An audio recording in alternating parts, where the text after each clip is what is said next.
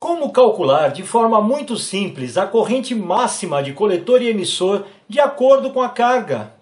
Como encontrar os valores exatos dos resistores que polarizam as bases dos transistores?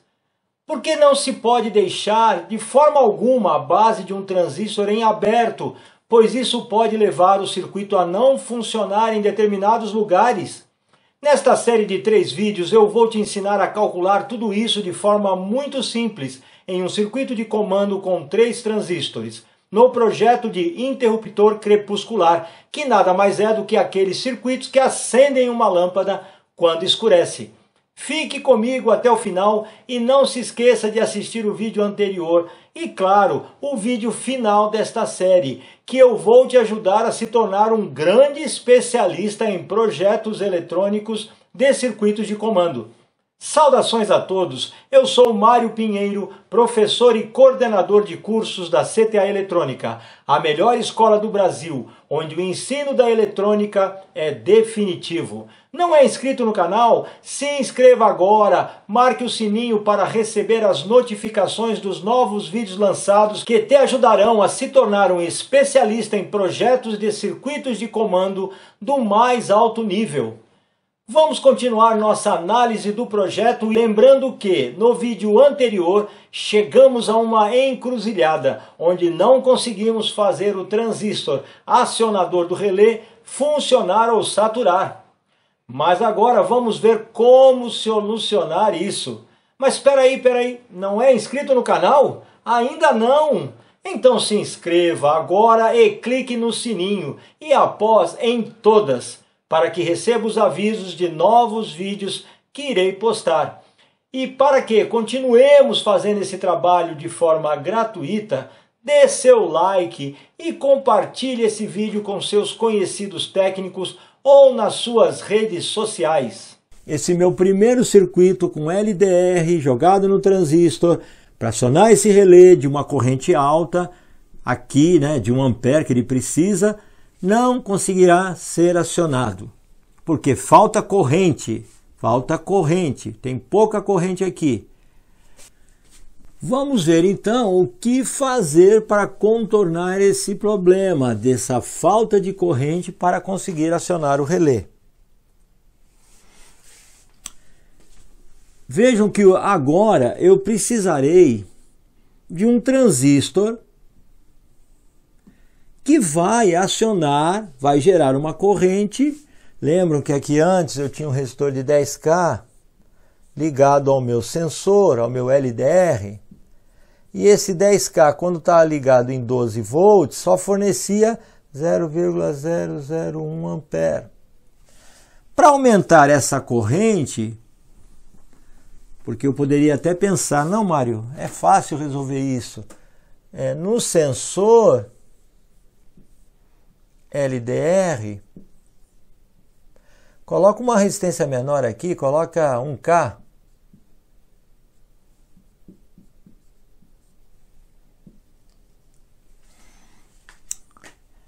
Se eu colocar 1K e ligar o meu circuito na base do meu transistor, que está ligado ao relé, realmente, quando esse LDR estiver cortado, 1K, acredito que vai dar uma corrente suficiente, ou diminuindo, suficiente para que o transistor possa gerar 1 ampere aqui. O problema é que quando isso aqui estiver cortado, maravilha, eu terei aqui 0,7 volts ou 0,6 polarizando o transistor. Mas quando aqui estiver com 100 ohms, brilho intenso, sol máximo, espera aí, 100 ohms com 1K, 11 vezes 12 volts dividido por 11, vai dar pouco mais de 1 volt, vamos arredondar por 10, vamos arredondar 1,1 volt. Então aqui eu terei 1,1 volt, ou seja, com a tensão máxima eu não conseguirei levar isso, com o brilho máximo sobre o meu LDR, eu não conseguirei colocar essa tensão próxima a 0 volts, ou seja, o transistor não irá cortar. Não irá cortar. E é por isso que eu vou precisar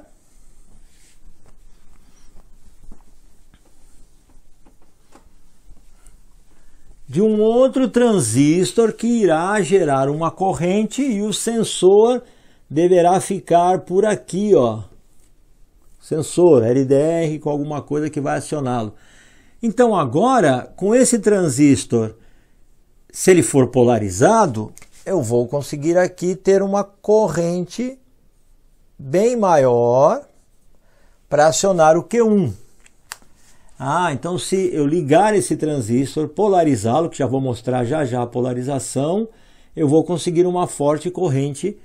E aí sim, polarizar o Q1, que vai manter, vai ficar com uma chave, como uma chave fechada. E aí o relé vai ser acionado.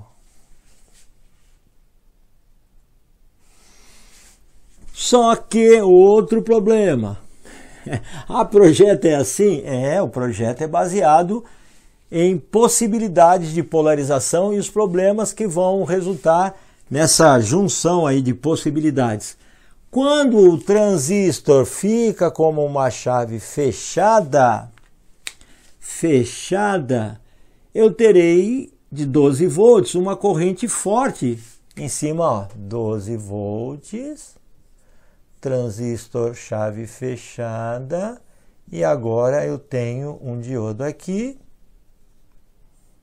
recebendo 12 volts. Nossa, o que vai acontecer?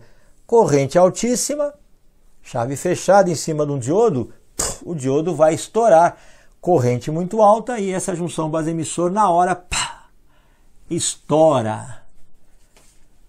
Meu Deus. Então, peraí, eu precisava de uma corrente maior, coloquei um transistor para gerar isso, só que agora, com esse transistor ligado, esse diodo simplesmente vai explodir. É isso mesmo, vai explodir. Não, mas isso se resolve de uma forma simples. Eu agora preciso colocar um resistor que vai limitar a corrente. Agora sim, fechei, preciso de uma corrente, mas essa corrente não pode ser muito alta, preciso de uma corrente para saturar esse transistor. Aí coloco um resistor colocado aqui, ó, na entrada base emissor. Então, essa é a resistência para limitar a corrente de base emissor de Q1. Transistor aqui, fechado. Resistor para limitar a corrente. Vamos verificar qual o valor dele. Olha, vamos calcular certinho o que nós precisamos. Lembram-se que eu preciso de uma corrente de 1 ampere aqui, coletor emissor do transistor Q1. Para quê? Para que ele possa saturar e polarizar, colocar tensão de 12 volts sobre o nosso relé e com isso acionar a carga. Para isso, lembra que ele tem ganho de 20? Se eu tenho 1 ampere aqui, 1 ampere, se eu dividir esse 1 ampere por 20, 1 ampere dividido por 20, vai dar, se eu dividir por 10, vai dar 0,1, e se eu dividir por 20, vai dar 0,05 amperes. Eu preciso ter uma corrente aqui de 0,05 amperes. Mas nunca calculem dessa forma. Por quê? Porque eu vou pegar esse transistor e o beta, que é calculado como 20, é o ganho mínimo. Então vamos ver aqui o cálculo. Quando um transistor vai ser avaliado para um projeto, o beta nunca é preciso. Por exemplo, 20 a 80. 20 a 80 de ganho. Mas no projeto eu vou usar sempre o ganho mínimo. Usei o ganho mínimo, como eu fiz aqui, 1 ampere dividir por 20, eu precisarei de no mínimo 0,05. Só que, claro, pessoal, eu vou usar uma corrente um pouquinho maior do que 0,05. Vou usar uma corrente de uns 50% a mais, que aí vai ficar certo. 50% a mais vai dar 0,075 amperes, que é o que está mostrando aqui. Por quê? Um pouco maior do que eu preciso para ele gerar 1 ampere. O cálculo sempre é feito assim. Um pouco maior do que eu preciso para gerar 1 ampere. Legal. Como esse transistor está saturado, tenho agora uma corrente que vai circular e eu preciso da corrente de 0,075 amperes. Legal. Agora, fazer o cálculo aqui. Transistor Q2, o Q2 lá que vai me trazer uma corrente maior, que é limitada por esse resistor. Fechou a chave do transistor Q2, eu tenho 12 volts nesse ponto. E, claro, 0,6 volts no lado de cá, base do transistor. Sobre o transistor, portanto, sobre o resistor, portanto, eu tenho uma tensão de 11,4 volts. Essa tensão de 11,4 volts sobre esse resistor gerará essa corrente aí de 0,75. Falta saber qual o valor do resistor. Então, ó, R1 é igual tensão sobre R1, que é 11,4, dividido pela corrente que eu necessito, que é 0,075 amperes, que será igual a 150 ohms, que é um valor já comercial. Portanto, esse resistor que vai limitar a minha corrente base emissor é de 150 ohms. Viram que o cálculo tem que ser bem feito, de acordo com a necessidade do meu circuito. Não é colocar qualquer valor. Deixa eu ver, esse aqui não deu, esse aqui deu. Não é assim, pessoal. Dá para fazer tintim por tintim um projeto, sabendo os valores certos, exatos de cada um dos componentes e por que tem aquele valor. Maravilha! Agora nós chegamos já a esse posicionamento sobre corrente circulante, valor do resistor, saturou o transistor, sem o resistor, direto um curto, seria uma corrente muito alta, tenho que limitar essa corrente. Então coloco um resistor de 150 ohms que vai gerar uma tensão de 0,075 amperes e com isso consigo o 1 ampere aqui, coletor emissor. Isso aqui vezes 20, Mário, até mais do que 1 ampere. Não, pessoal, vai dar 1 ampere certinho, porque quem gera esse 1 ampere é o próprio relé. Então, transistor satura, vai fornecer 1 ampere ou um pouco mais, não importa, vai dar 1 ampere, porque o relé tem 12 ohms, na tensão de 12 volts, vai dar 1 ampere. Poderia até gerar mais, é assim que é calculado, eu calculo para gerar mais do que eu preciso, mais do que 1 ampere, mas por isso essa corrente é um pouco maior. E aí vai ter os 12 volts sobre o relé, perfeito. Então essa primeira parte também ficou resolvida. E agora nós vamos passar para esse outro problema, que é a minha sequência. Outro problema? Não, na verdade, vamos ter vários problemas aqui. Vejam só, eu falei que o Q2, quando satura, ou se comporta como uma chave fechada, vai permitir que o transistor seja polarizado e acionado o relé. Maravilha? Mas quando o Q2 corta, a base do transistor Q1 ficará em aberto. A base do transistor Q1 ficará em aberto. E quando ela fica em aberto, tudo pode acontecer aqui, pessoal. Se existir uma máquina ligada próxima ao meu circuito, uma máquina que gera interferência eletromagnética muito forte, essa interferência eletromagnética vai ser colocada aqui como uma variação de tensão. E essa variação de tensão, ela poderá começar a fazer o transistor ser polarizado.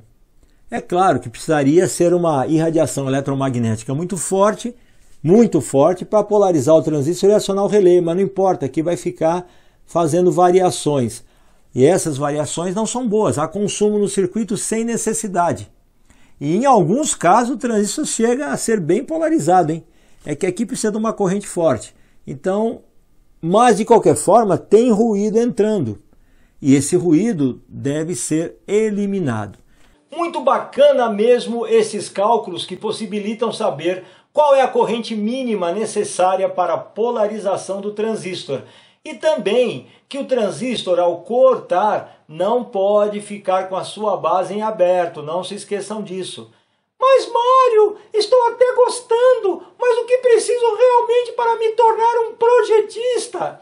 Grande pergunta e complexa resposta. Você deverá escolher a instituição certa para estudar e após ser um estudante, e não somente um aluno. Mas como saber se estou escolhendo a instituição certa? Vou lhe dar algumas dicas. 1. Procure saber se instituições de peso como indústrias ou outras instituições renomadas validam o treinamento dessa instituição de ensino que você vai escolher. E não me refiro ao MEC ou Fundação Paula Souza, mas às que atuam diretamente no mercado de alguma forma. Como exemplo, podemos citar em nosso caso que a Fundação Bradesco e Sony Brasil, bem como dezenas de outras, indicam a CTA Eletrônica. E não somente isso, dizem ter um ensino totalmente diferenciado no mundo.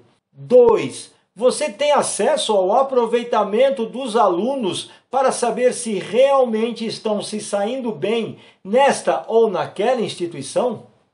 Em nosso caso, disponibilizamos o ranking de módulo 1, 2 e assim por diante, para que cada técnico ou responsável por esse possa ver como está se saindo a cada dia. E veja que na tabela do ranking de módulo 1, você encontra mais de 700 técnicos. E se rolar por volta da posição 350, verá que o aproveitamento está em torno de 95%. É isso mesmo que ouviu, 95% de aproveitamento. Sabe de alguma instituição de ensino que tenha esses resultados? 3. Verifique se a instituição de ensino tem 20 anos de atuação no mercado ou mais. Sendo assim, poderá ver as avaliações destas no Reclame Aqui ou Procon. A CTA Eletrônica já tem mais de 32 anos no mercado, sem nenhuma reclamação em nenhum órgão de defesa do consumidor. 4. A instituição oferece algo inovador que realmente vai lhe capacitar para entrar no mercado e passar por todas as avaliações das empresas. Procure saber exatamente o que oferece e verifique se realmente está dentro da realidade do mercado. A metodologia da CTA Eletrônica que eu desenvolvi foi totalmente pensada para as necessidades de mercado, pois constatei em mim as mesmas deficiências de análise de defeitos, que é reclamação comum em técnicos formados em todo o Brasil. Realmente não é fácil escolher a instituição que vai lhe preparar para um futuro de sucesso. Mas ainda falta saber se a instituição de ensino lhe tornará um estudante ou seguirá apenas como um aluno. Mas veremos isso após continuar com o nosso projeto de circuito de comando, vendo quais os problemas envolvidos com os transistores, que irão amplificar correntes para o nível necessário. Ops! Você já é um inscrito no canal? Então falta apenas dar seu like e compartilhar esse vídeo para muitos.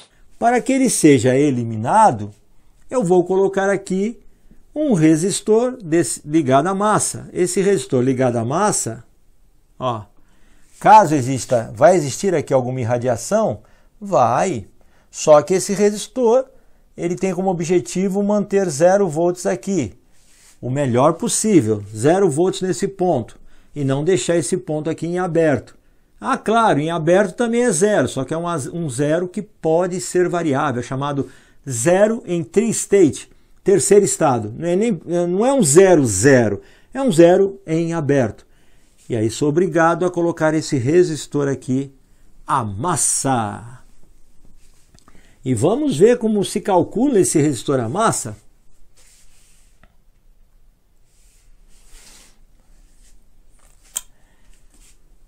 Bom, eu vou calcular esse resistor da seguinte forma. Ele tem que ser um valor que está em torno de 1K a 10K no máximo, porque senão não vai conseguir retirar as irradiações eletromagnéticas. Se o circuito sofre muita interferência eletromagnética, o ideal é resistor de 1K. Se sofre pouquíssima interferência eletromagnética, eu poderia colocar de 10K. Mas, como não sei se vai ser usado ou não perto de uma grande fonte de interferência, um motor bem pesado, motor comum aí bem pesado, então eu vou deixar 1K. E o cálculo é feito assim: quando esse transistor aqui satura, eu tenho nesse ponto 12 volts, que vai polarizar esse transistor e acionar o relé. Aqui já está definido o limitador de corrente de 150 ohms, que vai dar essa corrente aqui. Só que eu também terei outra corrente proveniente para cá. Como é que eu calculo isso? 12 volts sobre um resistor, que eu ainda não sei o valor, está colocado aqui, mas ó, 12 volts. Ah, sim, tem o valor de 1K, mas eu tenho 12 volts aqui. O 1K foi definido por quê mesmo? Foi definido para menor interferência eletromagnética possível. 1K, quando existe grande incidência de irradiação eletromagnética. 1K ligado à massa. E agora eu terei uma corrente de 0,075 para cá e 0,012 para lá. É claro que essas duas correntes passarão por esse transistor. E isso é importante para que eu saiba como será a minha excitação da base. Então, para o Q2, eu terei também ganhos a serem calculados, terei as correntes somadas por aqui, que vai dar um total de 0,087. Então, pelo transistor Q2, vai circular 0,087 amperes quando ele estiver saturado. Por quê? Porque vai gerar uma corrente drenada por esse resistor de inibidor de interferência eletromagnética e esse outro que é um limitador de corrente base emissor do transistor. Claro que quando eu calculo 0,087 da corrente máxima aqui que vai circular pelo transistor Q2, eu vou colocar 50% a mais. Por quê? Porque tenho que contar uma série de tolerâncias, e aí eu vou colocar que a corrente aqui, eu vou querer no mínimo 0,15 amperes, ou 150 miliamperes. Agora já está ficando mais óbvio. Se aqui eu tenho 0,15 amperes, que será mais que suficiente para polarizar esse resistor, polarizar esse aqui, e com essa corrente limitando, polarizar o meu transistor, que vai dar 1 ampere de corrente sobre o relé, agora eu vou começar a trabalhar na polarização do Q2. Como ele corta e como ele satura, visto que esses dois aqui, tudo isso aqui já está calculado. Agora vamos trabalhar nessa parte. Vou procurar um transistor cuja corrente máxima emissor-coletor seja maior que 0,15 amperes e vou também verificar qual será a minha corrente emissor base. Vamos lá.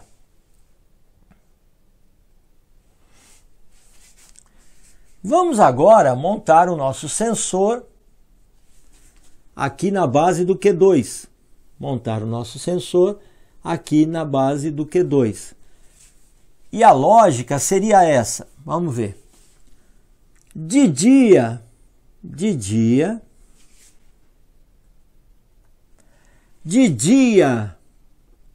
eu tenho uma resistência bem baixa. Se a resistência é baixa, vai haver uma polarização para o transistor Q2. Essa polarização para o transistor Q2 vai fazer essa tensão de coletor subir. Ele vai polarizar Q1, chave fechada, né? Vai polarizar Q1, que também fica como uma chave fechada. E aí eu aciono o relé. Peraí. Se eu acionar o relé, a lâmpada vai acender. Ah, sim, de dia, lâmpada vai acender? Não, não é essa configuração aqui que eu devo colocar aqui. Eu devo colocar essa. Então vamos ver se dá certo. 10K e LDR. Quando incide luz sobre o LDR, então, quando incide luz sobre o LDR, eu terei uma resistência de 100 ohms, lembram? 100 ohms, está aqui. Em série com resistor de 10K, apenas para refrescar a memória, então nós temos 12 volts, um resistor de 100 ohms, que é o LDR, em série com um resistor de 10K, que é o R3. Aqui vai ter uma queda de tensão de 11,9 volts e aqui vai ter uma queda de tensão de 0,1 volt. 12 menos 0,1 volt vai gerar uma tensão alta aqui, que é de 11,9 volts, que é a queda de tensão sobre o resistor de 10K. Viram que as tensões são determinadas pelos valores de resistores? Super bacana, né? Então aí nós temos aqui a tensão de 11,9 e aqui é de 12. Como eu tenho um diodo ligado aqui,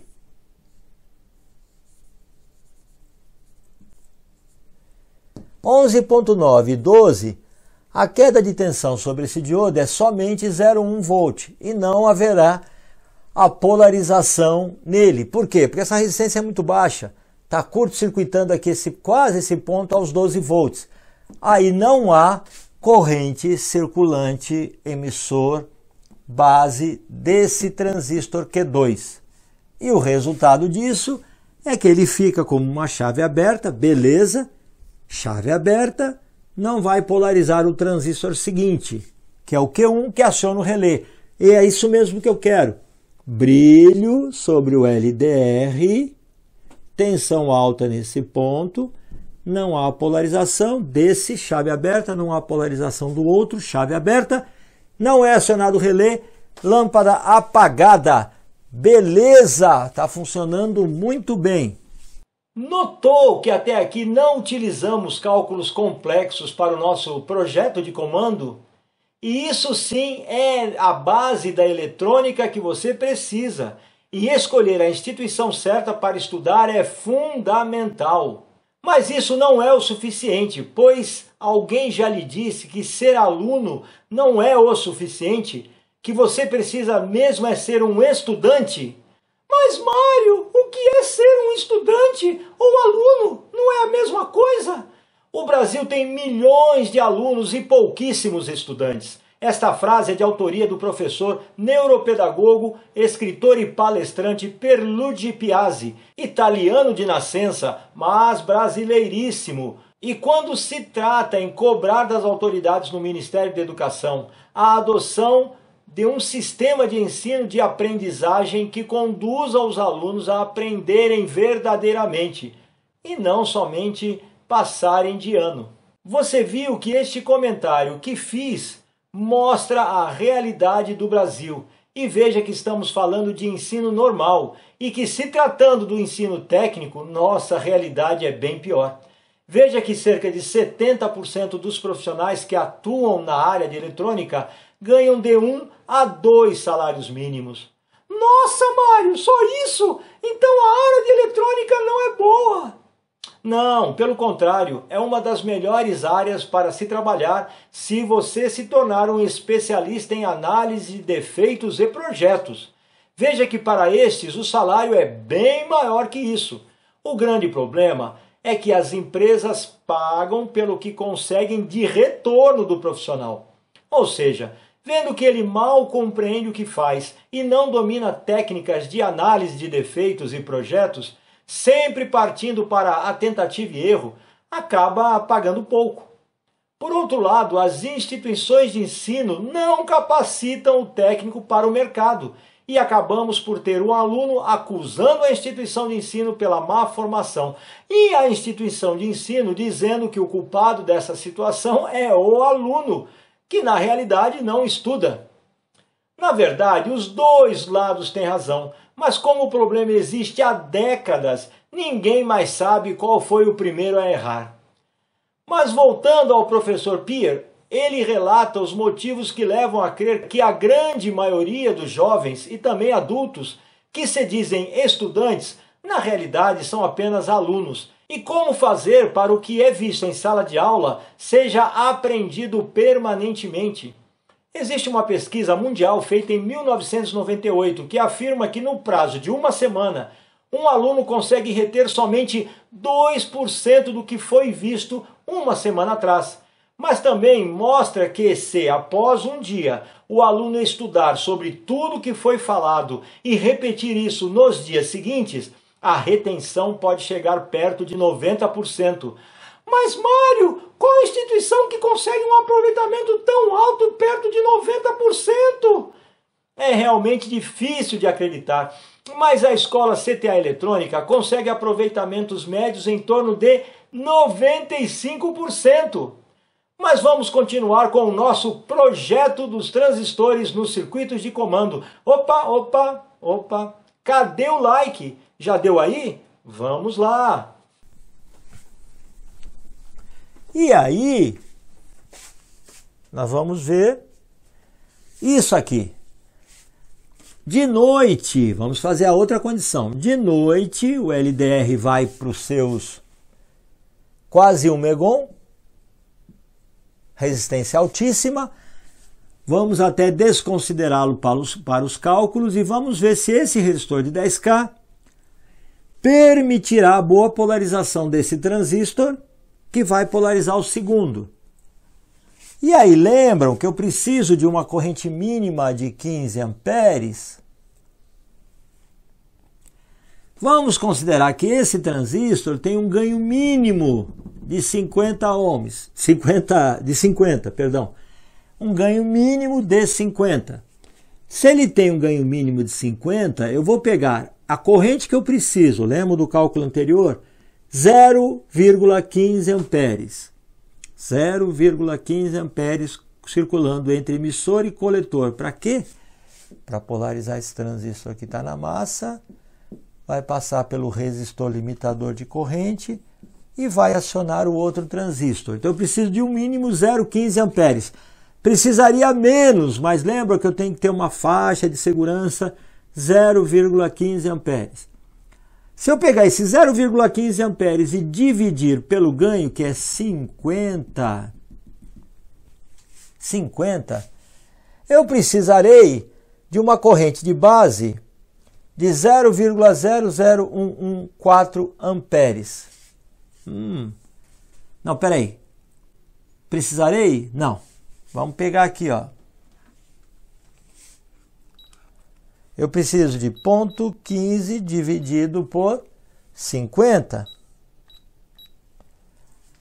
Eu precisarei para a base, para que ele sature, eu vou precisar aqui de uma corrente de 0,003 amperes para gerar essa de coletor, emissor e coletor, de 0,15 amperes. Só que R3 sendo de 10K e na polarização, que aqui vai dar 11,4, sobre ele tendo 11,4 volts, ele sendo de 10K, ele vai drenar somente, a corrente que poderá circular aqui será somente de 0,00114, que é inferior ao que eu preciso aqui para gerar essa corrente, que é 0,003. Então essa corrente aqui é menor do que eu preciso para polarizar meu transistor. Então eu não conseguiria, com essa corrente aqui, eu não conseguiria os 12 volts. E aí possivelmente eu não conseguiria toda a polarização ou a saturação do transistor Q1. Então, o circuito ainda não está adequado e ainda não funcionará adequadamente.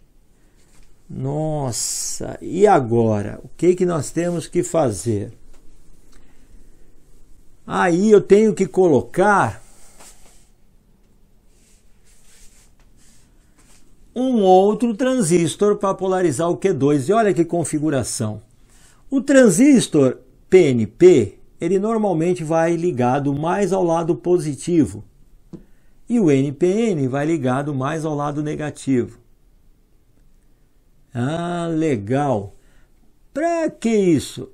Lembra que eu falei que não era corrente suficiente por aquele resistor LDR, o LDR e o resistor de 10K? Então eu tenho que colocar o transistor Q3 para que ele gere uma corrente suficiente para que o Q2 possa polarizar o transistor seguinte. E é claro que eu não posso ligar somente aqui, porque quando o transistor saturar, assim, ó, quando o transistor Q3, que é um novo transistor, saturar, esse ponto vai a zero. E aí eu destruiria, como é que é? Olha esse diodo ligado em 12 volts. Diodo ligado em 12 volts. E de repente eu invento de saturar o meu transistor. Ou seja, vou ligar o diodo, emissor base, direto à massa. Nos 12 volts aqui presos. Resultado, ele explode na hora. Aí eu sou obrigado a colocar um resistor, que é o R3, que vai limitar essa corrente da base emissor, do emissor base do transistor Q2. Viram? E como esse resistor será calculado? Esse resistor será calculado baseado na corrente que eu preciso ter aqui, no transistor Q2. E qual é essa corrente? Eu preciso de uma corrente de 0,003 amperes. Nós já tínhamos feito esse cálculo anterior. Como o Q3 saturado, ele vai dar uma tensão de coletor de 0 volts, e aqui eu tenho 11,4, eu posso dizer que sobre o transistor R3, de um lado 0 e do outro lado 11,4, eu terei 11,4 dividido por 0,003. Portanto, o valor do resistor limitador de corrente da base do transistor será de 3,8 ohms. Demais esses cálculos precisos e simples para esse projeto, não? E aí, você quer evoluir? Se sim, a CTA Eletrônica é o trampolim que vai elevar o seu nível técnico e vai te dar o caminho estratégico para seu futuro. Se sua resposta for sim, sim, eu quero evoluir, eu quero me tornar esse especialista e ter um novo mundo se abrindo na minha frente. Eu tenho então um convite para você. No dia 10 de março, daqui a poucos dias, eu vou dar uma aula exclusiva, somente para aqueles que se inscreverem. Será uma aula, um mini curso, onde eu mostrarei a minha metodologia de análise de defeitos, usando esse projeto desta série. Se estiver interessado, saiba mais clicando no link da descrição deste vídeo e se inscreva para garantir a sua vaga. Por hoje é só, pessoal. E chegamos ao fim desse segundo de 3 vídeos sobre o projeto de comando bem simples. Não esqueça de assistir ao primeiro e, claro, assistir ao último episódio desta saga de um pequeno projeto. Espero que com essas aulas gratuitas eu possa te ajudar a se tornar um especialista em projetos e, claro, análise de defeitos. Se ainda não o fez, se inscreva no canal, marque o sininho e em todas. E deixe o seu like, compartilhe também esse vídeo para seus amigos técnicos. E não se esqueça, largue de uma vez por todas de ser somente um aluno e torne-se um verdadeiro estudante. Um beijo no coração.